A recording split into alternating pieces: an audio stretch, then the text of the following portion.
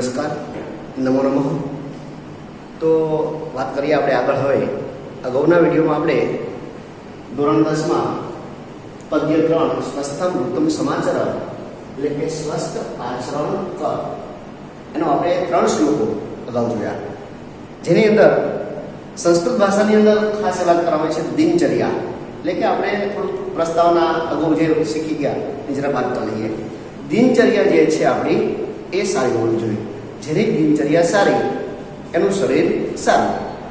તો ખાસ આપણે અગાઉના 3 શ્લોકમાં દિનચર્યાની વાત કરેલી, જેમાં આપણે જોયું હતું કે હે બાળક, પ્રથમ શ્લોકમાં આપણે થોડું પુનરાવર્તન કરી લઈએ.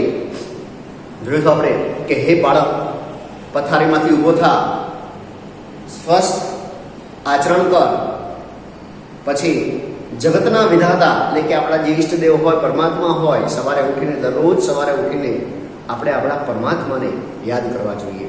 એટલે કે હે બાળક, પથારીમાંથી ઊભો થા, સ્વસ્થ આચરણ કર, જગતના વિધાતાને યાદ કર અને પછી ચોખ્ખું પાણી પી. આવું આપણે પ્રથમ શ્લોકમાં વાત થયેલી.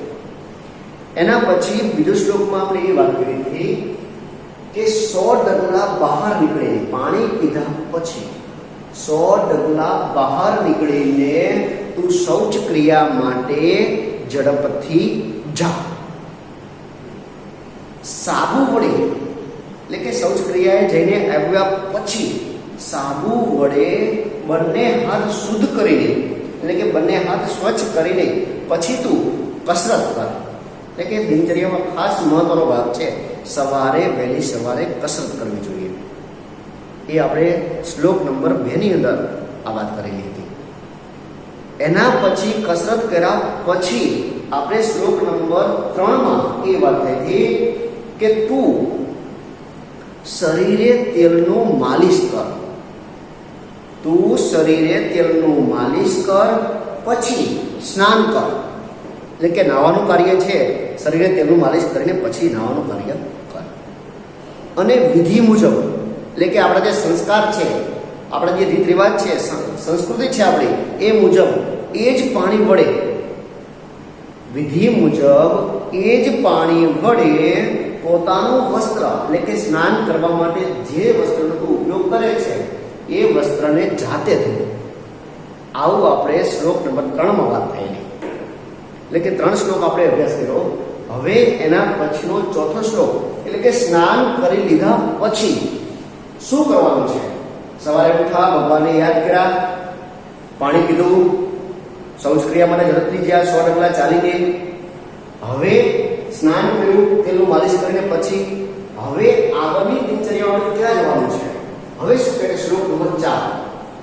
તો શ્લોક નંબર 4 એ વાત કરે છે પૂર્વ અભિમુખમ,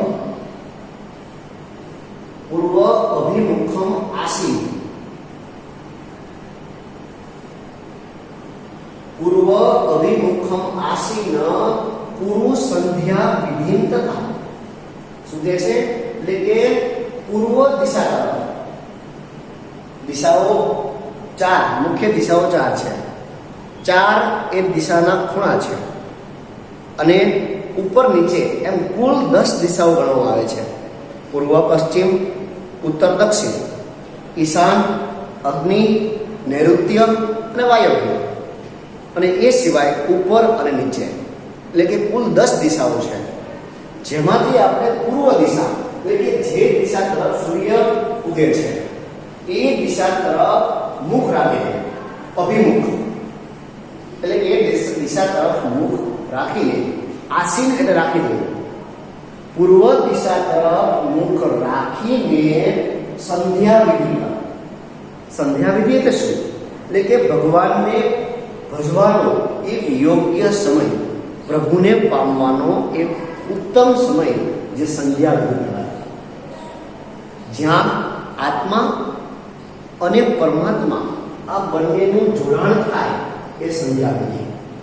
એટલે કે વહેલી સવાર અને આથમતી સાંજ આ બંને સમયો એ સંધ્યા વિધિ એટલે કે પૂજા કરવાનો સૌથી ઉત્તમ સમય કહેવાય.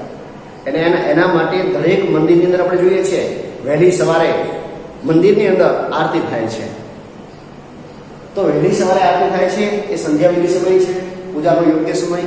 સાંજે પણ એવી જ રીતે આથમતો સૂર્ય, ઉગતો સૂર્ય, આ સંધ્યા વિધિ કહેવાય. એટલે કે દિવસ શરૂ થાય અને રાત્રિનો સમય પૂર્ણ થાય એટલે વહેલી સવાર. એવી જ રીતે સાંજે દિવસ પૂરો થાય અને રાત્રિની શરૂઆત થાય એટલે કે સાંજના સમયના 7 વાગ્યાની આસપાસનો સમય એ સંધ્યા વિધિ કહેવાય. તો પૂર્વ દિશા તરફ મુખ રાખીને સંધ્યા વિધિ કર. તેમજ હંમેશા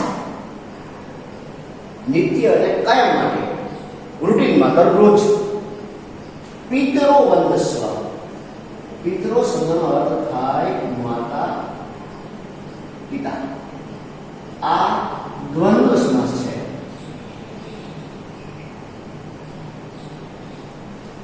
એક શેષ દ્વંદ્વ સમાસ જે આપણે વ્યાકરણની અંદર જ્યારે આપણે સમાસ ભણશું ત્યારે આની વાત કરશું. ખાસ પિતૃ આપણને દેખાય છે એક જ શબ્દ પિતા, પણ જેની અંદર ખરેખર સમાસ થયો છે એટલે કે માતા પિતા, એટલે એક શેષ દ્વંદ્વ સમાસ ઉદાહરણ છે. એક શબ્દ દેખાય છે, એક શબ્દ દેખાતો નથી, એટલે કે સ્ત્રીલિંગ શબ્દ દેખાતો નથી, પુલ્લિંગ હાજર છે. એટલે કે જે હાજર છે એને શેષ વૈદિક નામ પડેલું એક શેષ દ્વંદ્વ સમાસ. આપણે વ્યાકરણમાં વિસ્તારથી આની વાત કરશું. હંમેશા માતા પિતાને વંદન કર એટલે કે નમસ્કાર કર અને પછી પ્રાતઃ રાસમ સવારનો નાસ્તો. પ્રાતઃ રાસ એટલે સવારનો નાસ્તો થાય. વહેલી સવાર, પ્રાતઃ એટલે સવાર, રાસમ એટલે નાસ્તો, ઓછું ભોજન એટલે કે સવારનો નાસ્તો. અસાન એટલે ખા. ક્રિયા છે એટલે તમે કર પણ એવું લખી શકો, નાસ્તો કર. ઓકે, તો આપણે શ્લોક લઈ ફરી વાર. પૂર્વ દિશા તરફ મુખ, અભિમુખ એટલે મુખ, આસીન એટલે રાખીને, સંધ્યા વિધિ કર એટલે કે પૂજન કર. તેમજ હંમેશા માતા પિતાને વંદન કર, નમસ્કાર કર અને પછી સવારનો નાસ્તો ખા. આ વાત શ્લોક નંબર 3 માં કરેલી, શ્લોક નંબર 4 માં કરેલી છે. એટલે કે આવી રીતે આપણે નાસ્તો કરવાનો છે, પણ માતા પિતાને શરૂઆતમાં નમસ્કાર કરવાના છે. વહેલી સવારે દરરોજ આપણા માતા પિતા જે છે એને નમસ્કાર કરો. આ આપણી સંસ્કૃતિ છે, આ આપણા સંસ્કાર છે. માતૃદેવો ભવ, પિતૃદેવો ભવ, આચાર્ય દેવો ભવ, અતિથિ દેવો ભવ. આ આપણી ભારતીય સંસ્કૃતિ અને આપણા સંસ્કાર છે, જેને આપણે જાળવી રાખવાના છે. દરેક બાળકે આ પ્રમાણેનું વર્તન કરવું જોઈએ. ખાસ જે હાલના સમયમાં ખૂબ જ જરૂરી છે. દરરોજ સવારે માતા પિતાને પ્રણામ કરીને જ પછી દિવસની શરૂઆત કરો. તમારો દિવસ શુભમય અને કલ્યાણમય રહેશે. આ આપણી સંસ્કૃતિ, આપણા સંસ્કાર કહે છે. તો એનો અનુવાદ જોઈએ આપણે. અનુવાદ લખી લેજો વિદ્યાર્થી મિત્રો.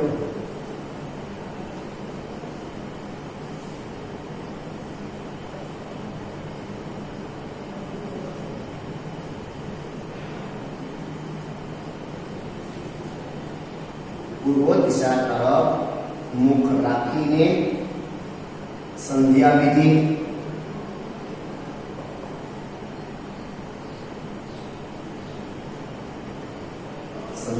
કર. તેમજ હંમેશા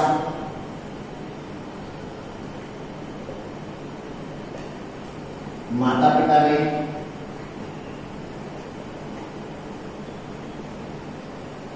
વંદન કર અને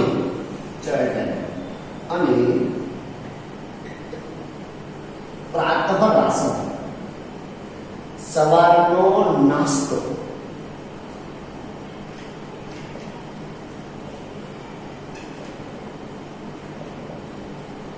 ખા અથવા કર. એવું પણ વાપરી શકો. ક્રિયા છે, નાસ્તો કર તો પણ ચાલશે, પણ ખાસ એ વસ્તુ ધ્યાન રાખજો, અસાન એટલે ખાવું થાય.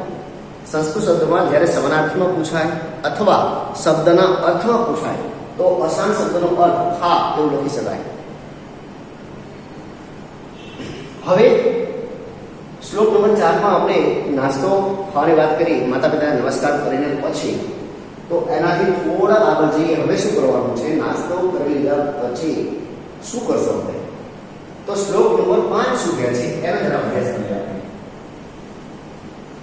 બીજી વાત એક ખાસ વિદ્યાર્થી મિત્રો, આપણે અગાઉ પણ મેં કીધેલું અગાઉના વિડીયોમાં પણ, કે સંસ્કૃતના જે શ્લોક છે આ 8 શ્લોકો એની અંદર અનુષ્ટુપ છંદમાં લખાયેલા શ્લોક છે. એટલે કે સંસ્કૃત સાહિત્ય મોટા ભાગનું સંસ્કૃત સાહિત્ય અનુષ્ટુપ છંદમાં જ લખાયેલું છે. અને ખૂબ જ અનુષ્ટુપ છંદ ખૂબ જ માત્રામાં વપરાય છે, ખૂબ વધારે વપરાય છે. તો અહીંયા આપણે આગળ શ્લોક જોઈએ, શ્લોક નંબર 5. પાઠશાલા સમમ મિત્રેહી ગચ્છમ પાઠમ તથા પઠ એવં સમાધિસત પુત્ર તાતઃ પુત્ર હિતે રતઃ. તો શું કહે છે શ્લોક આપણે જોઈએ.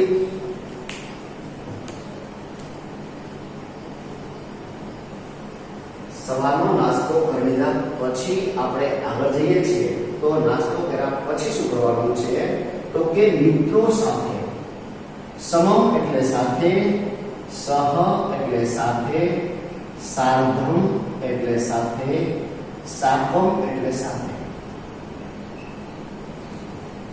સહ, સમમ, સાર્ધમ અને સાકમ, જેનો અર્થ થાય સાથે. ખાસ વિદ્યાર્થી મિત્રો યાદ રાખજો, બોર્ડની પરીક્ષામાં સમાનાર્થી શબ્દમાં પૂછાય છે. બીજી વાત એ તમે કરો કે પાછળ મિત્રી શબ્દ લાગ્યો છે. તો એક નિયમ સંસ્કૃતનો એવો છે, ઉપપદ વિભક્તિનો નિયમ છે કે જ્યારે પણ સમમ, સહ, સાર્ધમ, સાકમ શબ્દ વપરાયો હોય ત્યારે તેની સાથે જોડાયેલું પદ, એટલે કે ત્યારે તેની સાથે જોડાયેલું પદ હંમેશા તૃતીય વિભક્તિમાં જ વપરાય. એક વચન તો એક વચનમાં, દ્વિવચન તો દ્વિવચનમાં અને બહુવચન તો બહુવચનમાં, પણ વપરાય માત્ર ને માત્ર તૃતીય વિભક્તિ જ, એ સિવાય બીજી કોઈ જ નહીં. તો અહીંયા આપણે જોઈએ છીએ કે સમમ શબ્દ વપરાયેલો છે, તેનો અર્થ થાય સાથે. જેની સાથે જોડાયેલું પદ છે એ મિત્ર, એટલે કે મિત્રોની સાથે બહુવચન, તૃતીય વિભક્તિ બહુવચન છે. તૃતીય વિભક્તિ બહુવચન. મિત્રો સાથે, મિત્રેહી સમમ, મિત્રોની સાથે પાઠશાળાએ જા. આજ્ઞા આપી, એક પિતાજીએ એના દીકરાને આજ્ઞા આપી કે બેટા તું મિત્રોની સાથે પાઠશાળાએ જા. તેમજ પાઠ ભણ, એટલે કે ત્યાં જઈને તું હે બેટા તું મિત્રોની સાથે પાઠશાળાએ જા અને ત્યાં જઈને પાઠનો અભ્યાસ કર, પાઠ ભણ. આમ એવો એટલે આમ પુત્રના હિતમાં, એટલે કે દીકરાના કલ્યાણ માટે, દીકરાના હિત માટે મગ્ન થયેલા, રત એટલે મગ્ન. આમ દીકરાના હિતમાં મગ્ન બનેલા એક પિતાએ, તાત હોય એટલે પિતા, જનક હોય એટલે પિતા, આમ પુત્રના હિતમાં એટલે કે દીકરાના કલ્યાણમાં મગ્ન બનેલા પિતાએ એના દીકરાને આદેશ આપ્યો.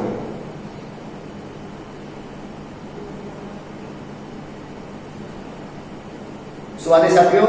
કે હે દીકરા તું મિત્રોની સાથે પાઠશાળાએ જા, તેમજ પાઠ ભણ. આવો આદેશ એના પિતાએ એના દીકરાને આપ્યો. તો શ્લોક નંબર 5 માં હવે આપણે દિનચર્યાને આગળ લઈ જઈએ છીએ. તો સ્કૂલે જવાનું એટલે કે શાળાએ જવાની વાત અહીંયા પિતાએ કરેલી છે, જે ખરેખર દીકરાનું શું ઈચ્છે છે? હિત ઈચ્છે છે. એટલે તો પરિવાર એકવાર આપણે અનુવાદ જોઈ લઈએ. હવે ખાસ અનુવાદ જોજો વિદ્યાર્થી મિત્રો.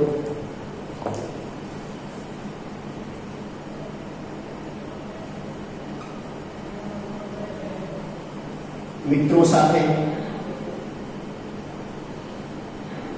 મિત્રો બહુવચનમાં કરવાનું છે. મિત્ર શબ્દ એકવચન છે, મિત્રો બહુવચન. આ તૃતીય બહુવચન ઉદાહરણ છે.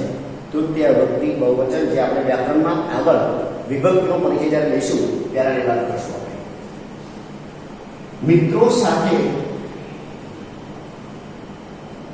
પાઠશાળાએ જા ગજ જા તેમજ પાઠ તેમજ પાઠ ભણ. આમ પુત્રના હિતમાં મગ્ન બનેલા, તલ્લીન બનેલા, આમ પુત્રના હિતમાં મગ્ન થયેલા પિતાએ, તાતા એટલે પિતા, જનક એટલે પિતા, પિતાએ પુત્રને, સુત એટલે પણ પુત્ર થાય, આત્મજ એટલે પણ પુત્ર થાય, આત્મજ એટલે પુત્ર. દીકરી હોય તો આત્મજા, દીકરી હોય તો સુતા અને પુત્રી. આ ત્રણ શબ્દો દીકરી માટે વપરાય. વિરોધી શબ્દો પૂછાય. પુત્ર, સુતઃ અને આત્મજ. પુત્રી, સુતા, આત્મજા. અને તનય પુત્ર માટે વપરાય છે. તનય શબ્દ. તનયા હોય, તનયા તો દીકરી માટે. તનય ખાસ યાદ રાખજો. તો પુત્રના હિતમાં મગ્ન થયેલા પિતાએ પુત્રને આદેશ આપ્યો. શું આદેશ આપ્યો? કે તું મિત્રો સાથે પાઠશાળાએ જા તેમજ પાઠ ભણ. આવો આદેશ એક પિતાએ એના દીકરાને આપ્યો, જેનાથી એના દીકરાનું શું થશે? કલ્યાણ થશે.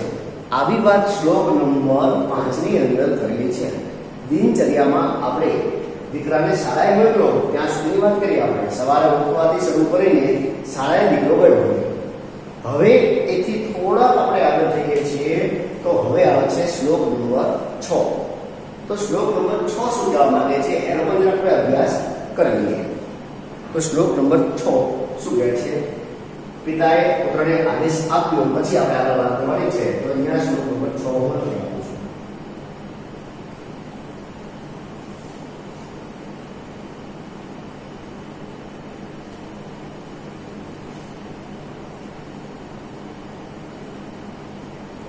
શ્લોક નંબર 6 છે.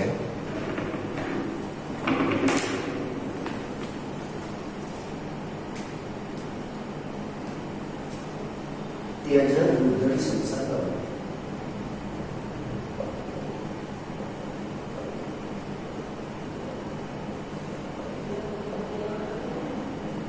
त्यज दुर्जन संसर्ग भज साधुष्मा.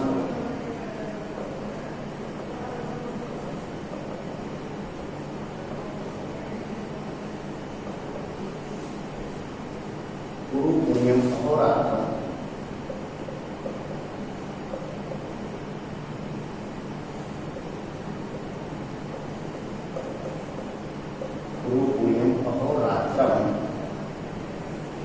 સ્મરણામ હરિસદા.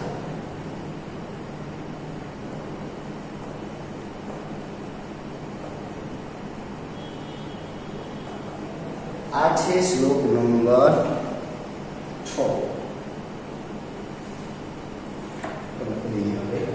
શ્લોક નંબર 6.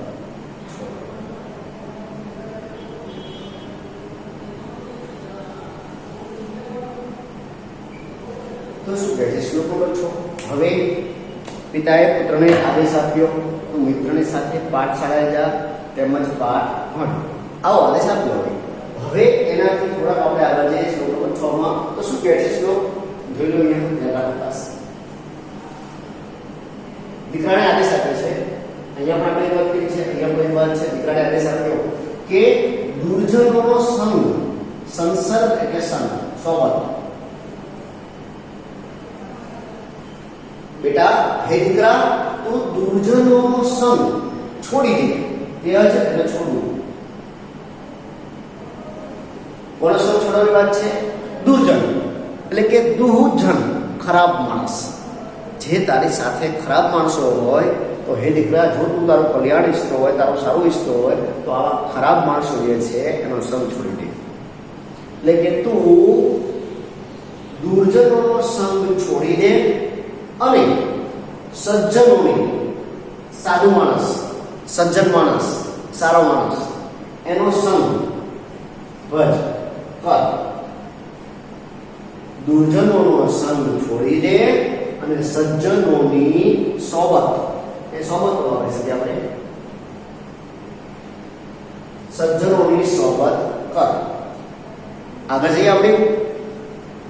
પુરુ પુણ્યમ અહોરાત્રમ. અહીંયા ખાસ શબ્દ લાગતો, અહોરાત્રમ જેનો અર્થ થાય છે દિવસ રાત. આ પણ દ્વંદ્વ સમાસનું ઉદાહરણ છે. ઇતરેતર દ્વંદ્વ સમાસ.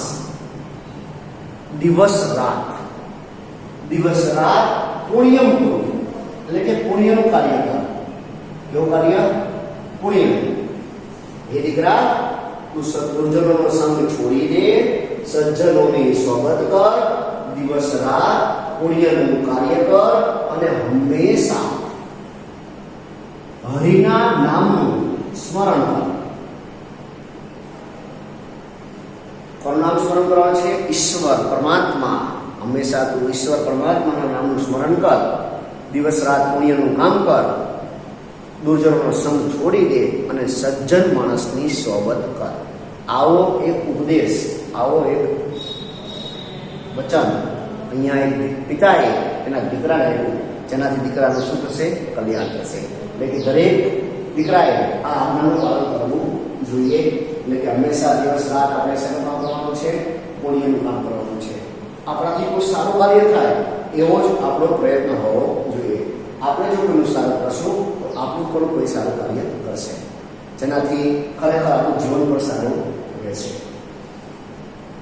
ફરીવાર અનુવાદ જોઈ લઈએ આપણે.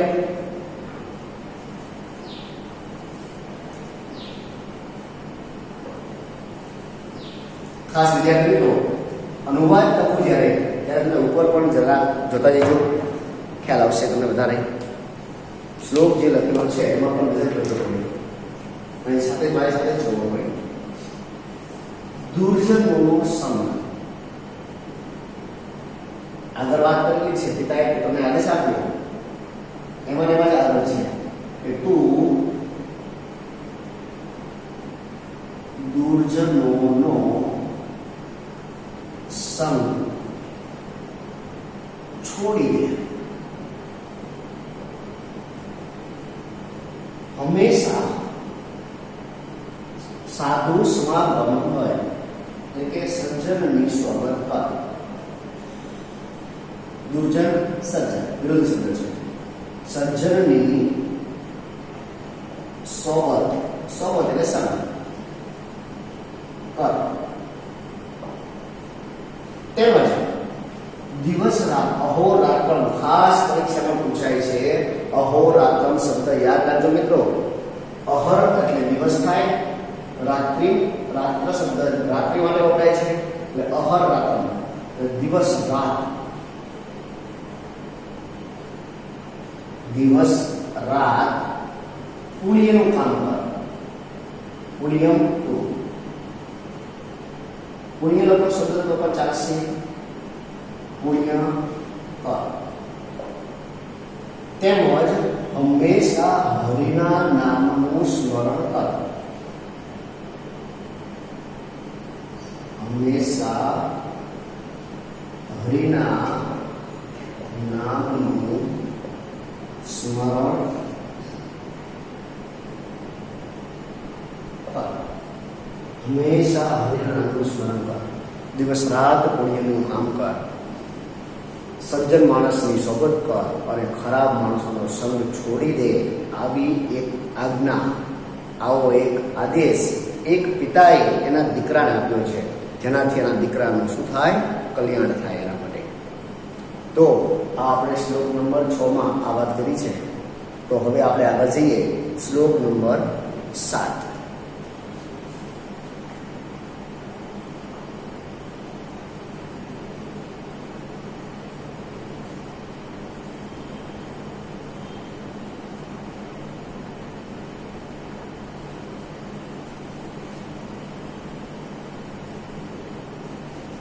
શ્લોક નંબર 7 શું કહે છે?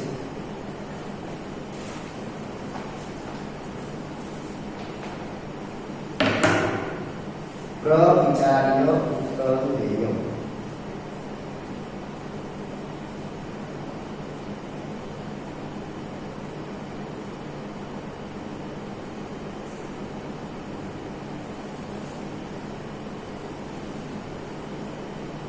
સહસા ન વધે પછી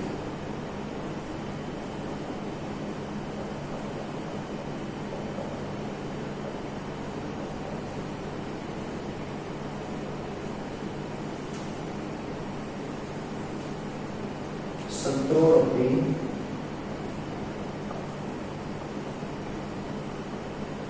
ગુણાગ્રહ્યા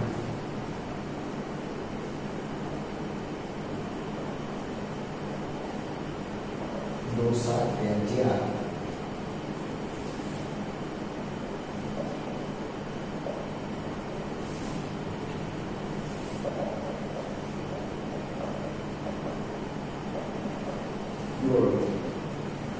તો હવેનો 7મો શ્લોક નંબર જે છે એ 7 છે. 7મો શ્લોક શું વાત કરે છે એ આપણે જોઈએ. છેલ્લે આપણે વાત કરી દુર્જનોનો સંગ છોડી દે, સજ્જનોની સોબત પર, દિવસ રાત પુણ્યનું કામ કર, તેમજ હંમેશા હરિના નામનું સ્મરણ કર. આ આપણે શ્લોક નંબર 6 માં જોયું. હવે શ્લોક નંબર 7 માં શું કહે છે એ આપણે ખાસ જોઈએ. દીકરાને સલાહ આપે છે પિતા અને વાત કરે છે કે હે દીકરા, પ્રવિચાર્ય ઉત્તરમ દેયમ. પ્રવિચાર્ય ઉત્તરમ એની સાથે જોડવું પડે ઉત્તરમ.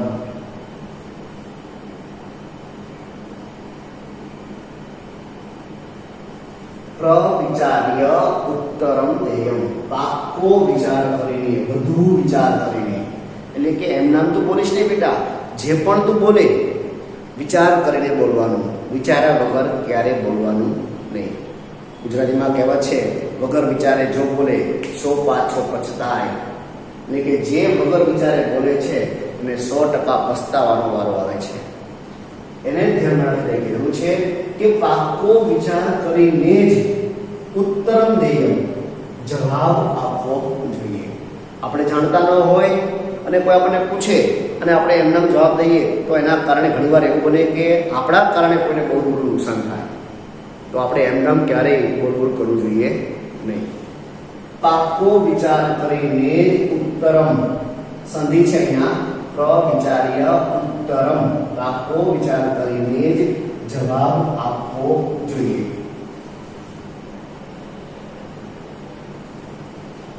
સહસા ન વધે પછી, એકાએક ક્યારે, પછી એટલે ક્યારેય પણ, કદી પણ ન વધે, ન બોલવું જોઈએ. એકાએક ક્યારેય ન બોલવું જોઈએ.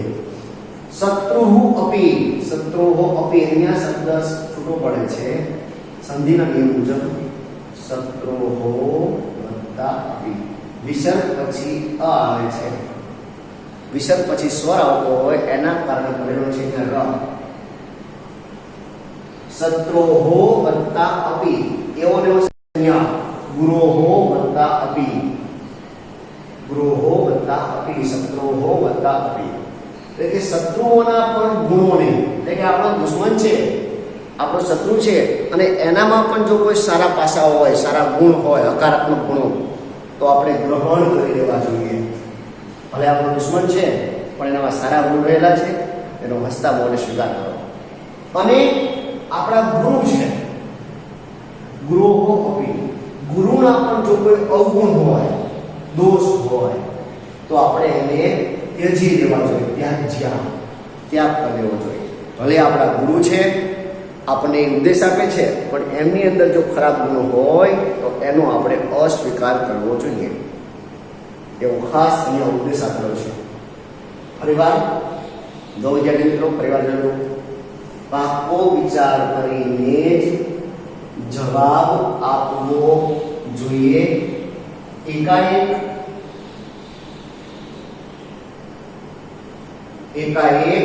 ક્યારેય કદી પણ ન બોલવું જોઈએ. ન પદે એકાએક ક્યારેય પણ ન બોલવું. શત્રુઓના પણ ગુણોને ગ્રહણ કરી લો. કોના ગુણો ગ્રહણ કરવા છે? શત્રુઓના પણ ગુણોને ગ્રહણ કરી લો. અને આપણા ગુરુ છે એના પણ દોષોને, ગુરુના દોષોને પણ ત્યજી દો, ત્યાગ કરી દો. એનો તમે ઉપયોગ કરશો નહીં. એમની અંદર રહેલા ગુણો છે, અવગુણો છે ગુરુના, તો એનું તમે અનુસરણ ન કરશો. ભલે આપણા ગુરુ છે, પણ એ અવગુણનું અનુસરણ આપણે કરવાનું નથી, માત્ર ગુણોને જ ગ્રહણ કરવાના છે. તો અહીંયા ગ્રાહ્યા અને ત્યાજ્યા આ બંને શબ્દો વિરોધી છે. શત્રુ ગુરુ. તો હવે અહીંયા આપણે એનું ભાષાંતર જોઈ લઈએ વિદ્યાર્થી મિત્રો. ખાસ અહીંયા ધ્યાન રાખજો, આપણે ભાષાંતર જોઈ લઈએ.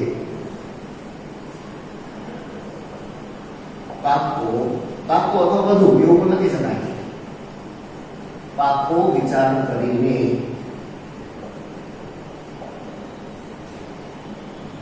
જવાબ આપવો જોઈએ.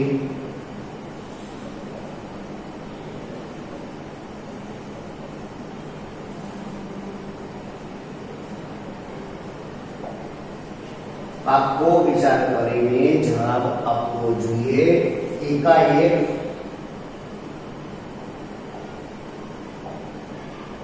ક્યારેય ન બોલવું જોઈએ.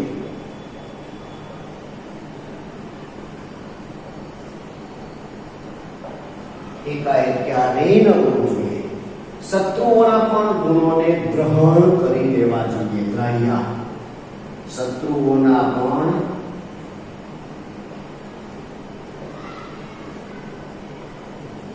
ગુણો ગ્રહણ કરવા જોઈએ. અને ગુરુના પણ દોષોને, અને અથવા એવું પણ કહી શકો, અને ગુરુના દોષોને પણ, તો પણ ચાલે. અને ગુરુના દોષોને પણ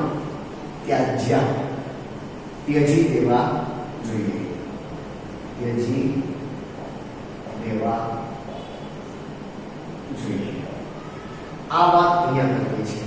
આ હતી શ્લોક નંબર 7 ની વાત. દિનચર્યામાં આપણે શ્લોક નંબર 7 સુધી અહીંયા વાત કરી, અને અહીંયા સુધી આજે આપણે રાખશું. તો અહીંયા આપણે સ્વસ્થમ ઉત્તમ સમાચાર જે છે પાઠ, એટલે કે સ્વસ્થ આચરણ કર, પદ્ય નંબર 3 ધોરણ 10નું, એના આપણે 7 શ્લોકો અહીંયા પૂરા કર્યા. તો એના પછીના શ્લોકો જે છે એ વિદ્યાર્થી મિત્રો આપણે આગળના વિડીયોની અંદર એનો અભ્યાસ કરશું. ત્યાં સુધી આભાર. અને વિડીયો ખાસ તમે જોઈજો, અને આની અંદર જે વિડીયો જોવો છો એનો સાથે પણ તમે અભ્યાસ પણ કરતા રહેજો. ત્યાં સુધી ધન્યવાદ.